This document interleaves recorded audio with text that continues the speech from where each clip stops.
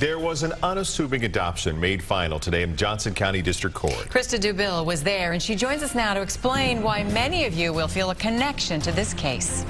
That adoption involved a little boy, age 8, and his 2 sisters. But this was not your ordinary adoption. More than likely, you'll remember this little boy's story, the breaking news, the horror, and now the happiness. Developing story, a 6-year-old found malnourished in his mom's attic. Extremely thin. You could see his skeletal structure. It was breaking news, August 2010. What a heartbreaking story. It's almost hard to hear. A little boy found in a scorching hot attic of a DeSoto home, an attic police describe as a crawl space with exposed nails and insulation. We're told by his family that his mother actually was telling police that he was staying with his father. Turns out he was in the attic. Almost 7 years old, the boy weighed less than 19 pounds, the average weight of an 8-month-old baby. You can see in these pictures, never before shown publicly, how frail and thin little Giovanni DeLeo was. Taken from that house that day, and he never had to go back. Jenny Weaver, a mom in Osawatomie who's fostered dozens of children, was watching the breaking news in horror. Calling my friends, calling my agency, like, are you watching this? Do you see what's happening on this TV? He was like 20 pounds is all he was. I want this little boy in my home. You know, something about his story just really grabbed my heart. And I wanted him in my home. But Jovi had Down syndrome and 2 sisters. Jenny didn't care. The girls were placed in my home that afternoon. Jenny cared for the girls at home, 8-year-old Brandy and Angel, who was 5, while building a relationship with Jovi, who had to stay in the hospital. His official diagnosis?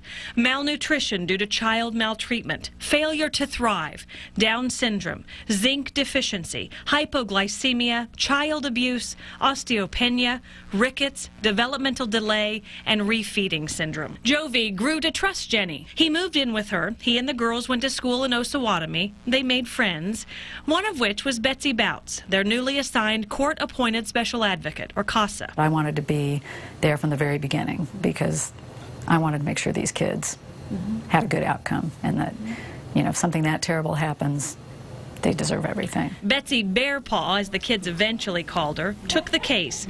And she could work in both Kansas and Missouri, being a voice for the kids in court, no matter which side of the state line, which would become extremely important because of this couple, Stacy and Joe Eastwood. Stacy got a call that day in August when Jovi was pulled from the attic. Everything was normal, busy as we knew it. I was at ball practice. And I got a phone call.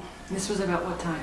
This was probably 6:30 in the evening, telling me that Jovi probably wasn't going to live.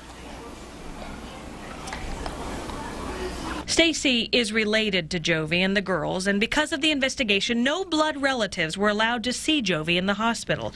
So Joe went. His stomach was distended, bloated up.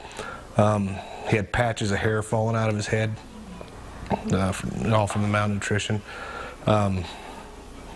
He was like a skeleton. That's how big around his legs were, about the size of a $50, and that's the upper part of his leg. Medical records showed Jovi couldn't walk. He was too weak, and had a broken leg at one point no one knew about.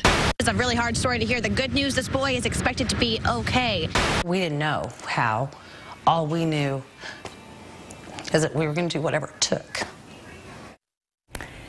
And what it took was a year and a half of caring for these kids, a lot of paperwork, and a court visit this morning.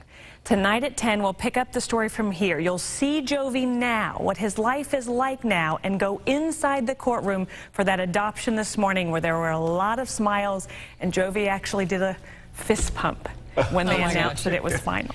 All of us clutched our hearts when we heard this story and followed it, but it's thinking about him being 7 years old and like the size of a toddler. Yeah. You have some of his clothes. That's the average size of an 8-month-old baby, and in the hospital they gave him this 24-month shirt to wear, and you saw it in that exclusive picture first seen tonight that it was really big on him. Right. It was actually much too big, but it's what he had in the hospital that day. So we hope it's too small for him now. Very small. You'll see him tonight at 10. Okay. Can't wait. Thank you. Thanks.